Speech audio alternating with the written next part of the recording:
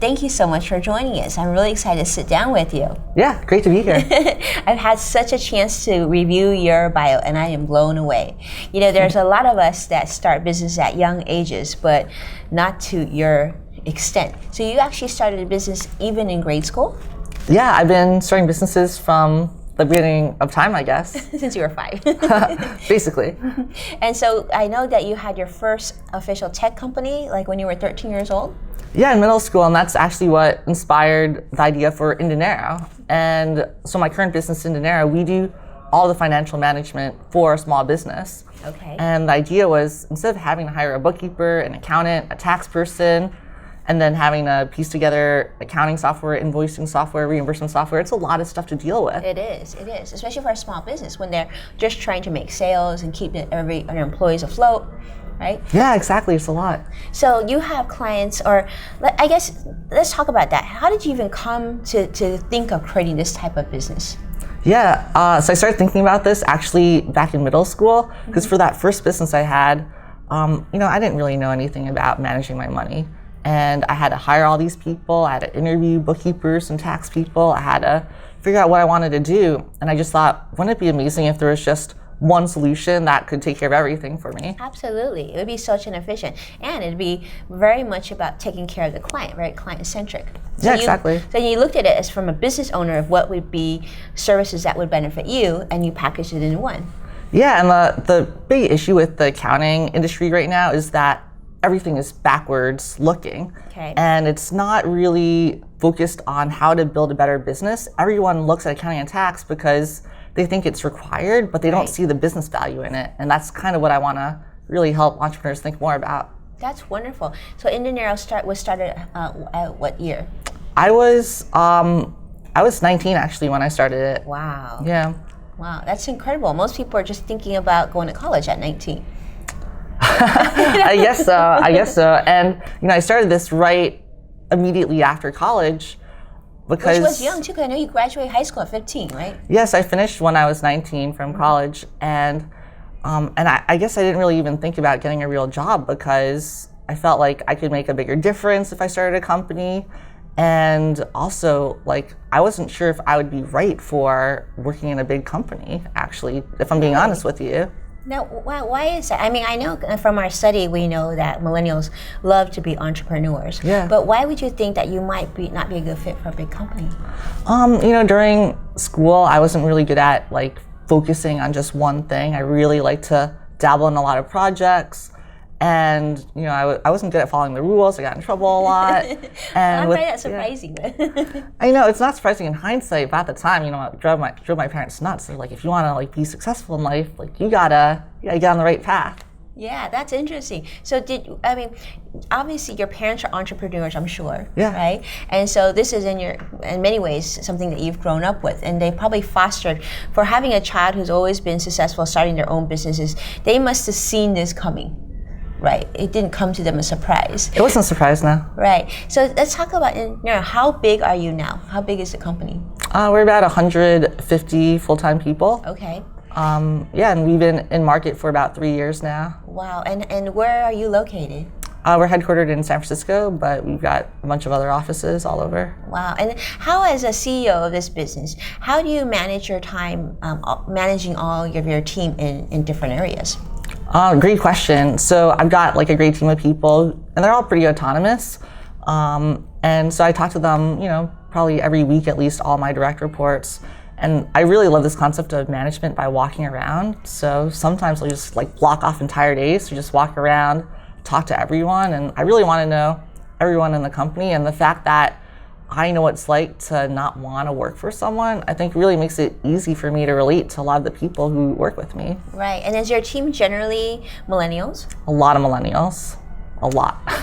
Wonderful, I find this fascinating because finance and accounting, when we did our study, it wasn't at the top of the charts, meaning a lot of millennials are interested in marketing and PR, obviously social media, all things that pertain, or even tech. But finance and accounling even, are usually not the sexiest of industries. So I see that you saw it as being, filling a void. Yeah. But How do you get millennials to come work with you and your team? It's actually pretty easy for us because we're not like an accounting firm. We're a company that's really focused on helping entrepreneurs grow better businesses, and it just so happens that we do accounting. And everyone in the company is super entrepreneurial, and many of them actually ran their own business at some point. Many of them still do. Oh, wow. Okay, good. And so we really support that. That's good. So you let them, or you support them having their own business as well as working at inDinero, which is good. They're probably utilizing what you've created. Exactly. To support their business. No, they love it, and like it really helps them relate to all the customers we work with, and you know they're entrepreneurs too, right? Our customers are entrepreneurs, and everyone who works at inDinero is entrepreneurial to some extent. Okay, well, let me ask you. Obviously, through the years, there had been some challenges. Looking back, are there any lessons that you learned that you might be able to share with other young entrepreneurs coming along?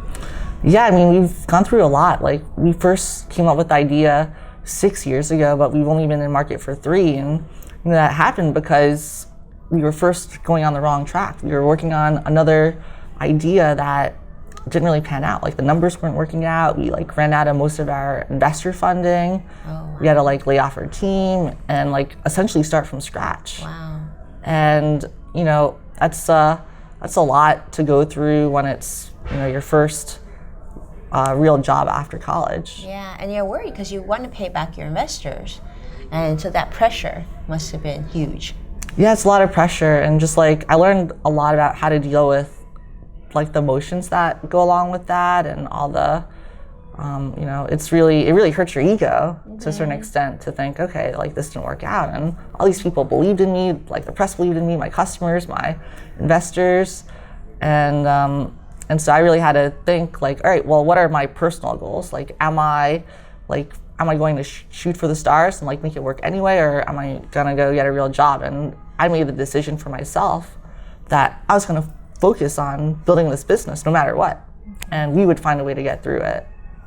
So you built the technology and the backbone and everything else, and it's just sort of, at what point did you feel like you're going to be okay?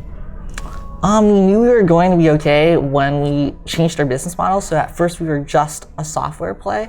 We were thinking, how do you compete head on with QuickBooks? It's a really difficult approach to compete head on with like the status quo. Intuit, they're huge. They invest so much money to continue to update, and so good. And do you help small businesses, or does your company help them actually do the filing, or do they still work with their own accountants for that?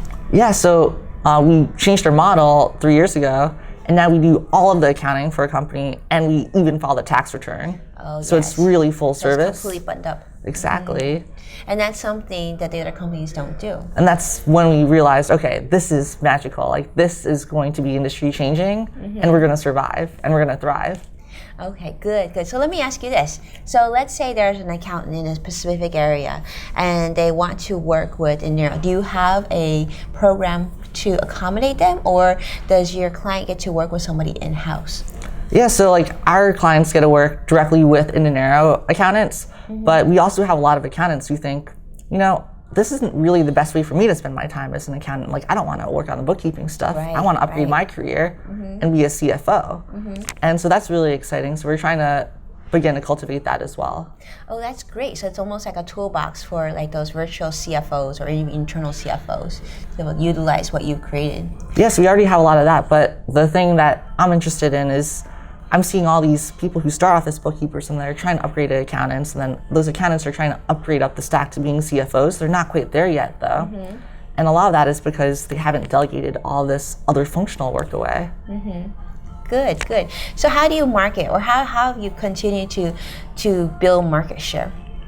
For us, it's been a lot of word of mouth, a lot of referral, and that's really honestly the best way for us. Obviously, we've got like partnerships, we do like online marketing and ads and whatnot, but at the end of the day, like people talk to other people. So when you first started though, when you first started, you had this great idea. How did you find your first clients? I called all my friends.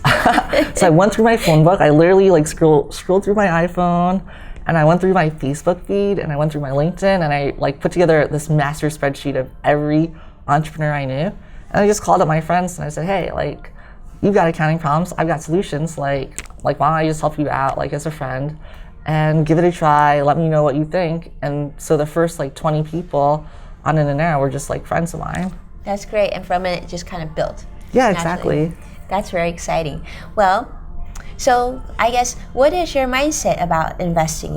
Part of our studies show that millennials definitely have an interest in investing, but a lot of times they don't feel like they have the ability yet financially to invest. And most of them like to, in the initial phases, they like to do it themselves, but in the long run, they feel like they might consider having an advisor. Being in your seat and working with small businesses and startup businesses on inDinero, what are your thoughts if you were to invest? And you probably do. I do. Yeah. Now, do you prefer to do it yourself, or do you work with a team? So I do both. I mean, I think it's really important for me to understand what's going on, but I still have advisors who I talk to about my investment decisions.